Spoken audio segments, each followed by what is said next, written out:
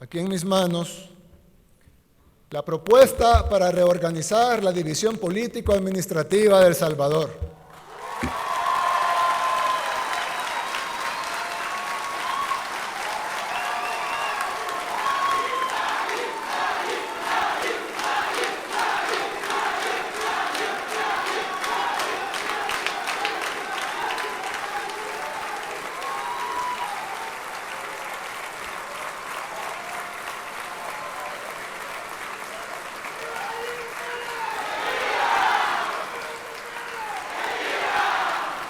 Vamos a reducir el número de alcaldías del país de 262 a 44.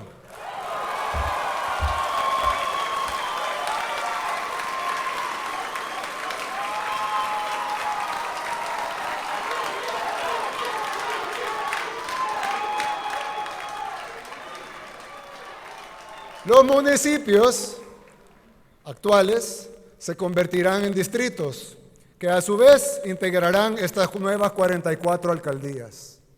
Es decir, ya no tendremos 262 alcaldes, ni 262 consejos municipales, ni todos los demás colaboradores de confianza que tienen, ni síndicos, suplentes, tesoreros, gerentes, asistentes, asistentes del asistente, etcétera, etcétera, etcétera.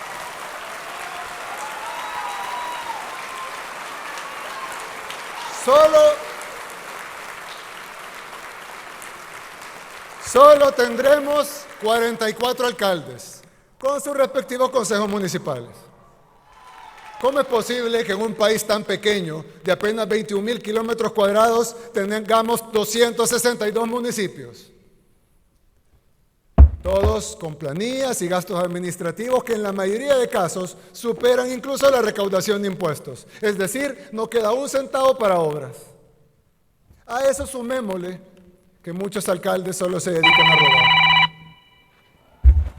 O a ver qué beneficio personal sacan de los recursos de la gente. Y por otro lado, algunos alcaldes honrados que quieren trabajar y que quieren hacer mejores obras, porque los hay, no la mayoría, pero los hay, no reciben tanto dinero como otros municipios, con más negocios, con más servicios y por lo tanto tienen una menor cantidad de impuestos o de presupuesto. Pero quiero dejar claro algunos puntos. Con la reducción de alcaldías y municipios no van a desaparecer las identidades de los municipios. Esas van a continuar convertidas en distritos.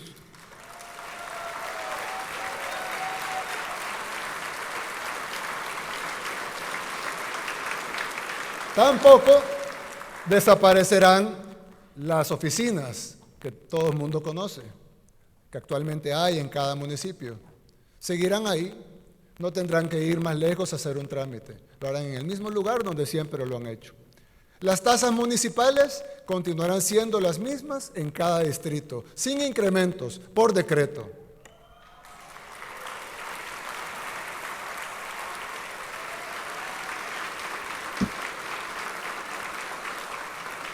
Tampoco este decreto legislativo que estamos proponiendo tampoco despide a los empleados municipales. Los que se van son los puestos de confianza. El nombre de los municipios no cambiará, ya que continuarán siendo distritos y podrán seguir celebrando sus mismas fiestas y tradiciones de siempre. Ahora bien, esta decisión sí nos va a permitir varias cosas. Reducir la carga presupuestaria que implica mantener 262 alcaldes con sus concejales, suplentes, síndicos, secretarios, asesores, tesoreros, directores, gerentes jurídicos, jefes de prensa, financieros, etc. Hacer una distribución más equitativa de los impuestos y que los municipios pobres puedan recibir más y al pasar a formar parte de otro conglomerado de municipios con mejores ingresos. Realizar grandes obras que puedan beneficiar a varios municipios desde las alcaldías, que ahora no pueden hacerse por burocracia o por leguleyadas. Mayor uso de los fondos públicos en obras y no en planillas. Todos saben que El Salvador es un país pequeño y que la forma actual es inviable. La forma que ha sido administrado localmente es totalmente inviable. Es algo que debió haberse cambiado hace mucho tiempo y no se hizo. ¿Por qué? Porque no harían nada jamás que golpeara a sus financistas o para el reparto de plazas. Pero ahora sí, ahora se hacen las cosas con valentía y con liderazgo. El segundo anuncio que les traigo es, ustedes tendrán que votarlo, por supuesto, esta es una propuesta, espero que pase, para reducir este órgano a 60 diputados.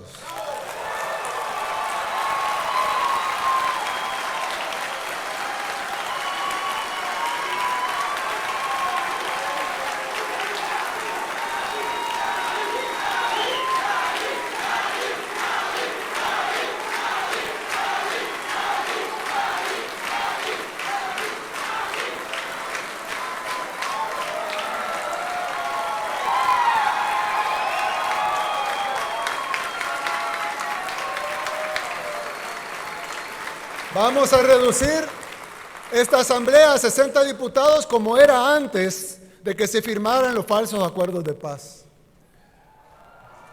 ¿Se fijaron cómo no se levantaron los de la esquina?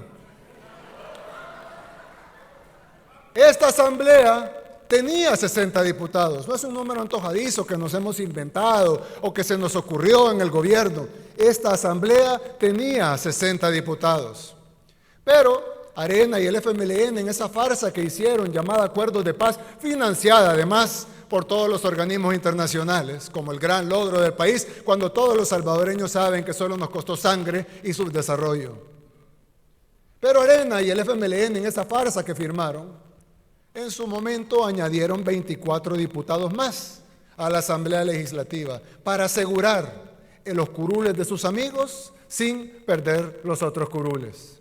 Mantener todos los salarios y sus privilegios y dejando entrar a la mesa al FMLN, que fue lo único que se cumplió de los acuerdos de paz, darles a ellos su tajada del pastel.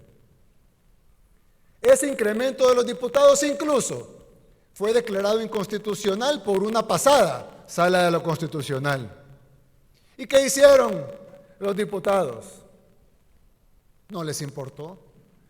Cambiaron la ley y quitaron la plancha nacional y lo que hicieron fue incrementar los diputados por departamento para mantener siempre los 84 diputados que se habían repartido.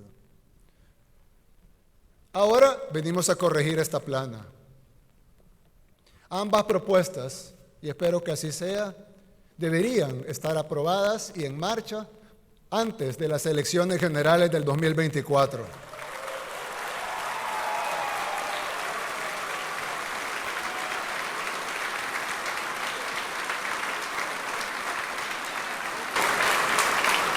Así como la delincuencia, la corrupción afecta todas las áreas de la vida.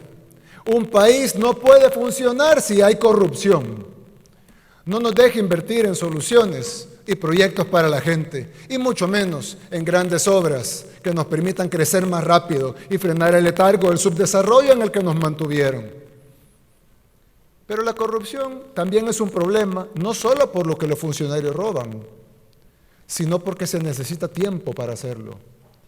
En este país, los corruptos pasan pensando todo el tiempo en cómo hacer para sacar más dinero de las arcas del Estado.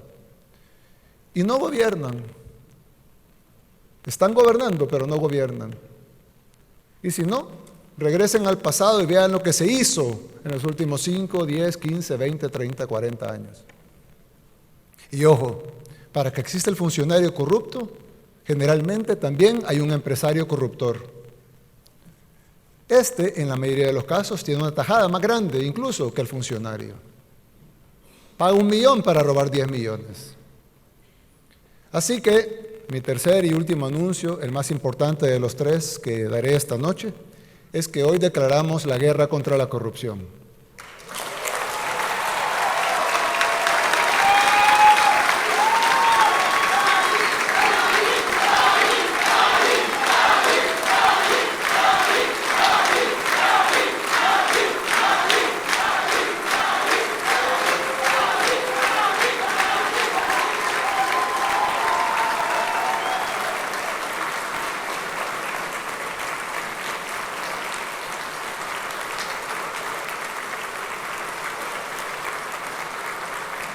Así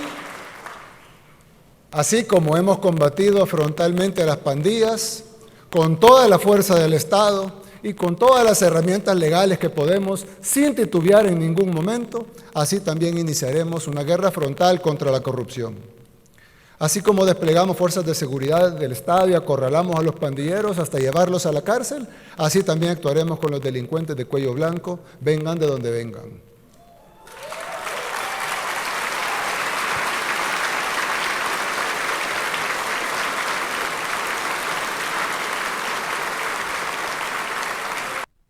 Somos un canal diferente que te lleva las historias que te harán sentir el momento.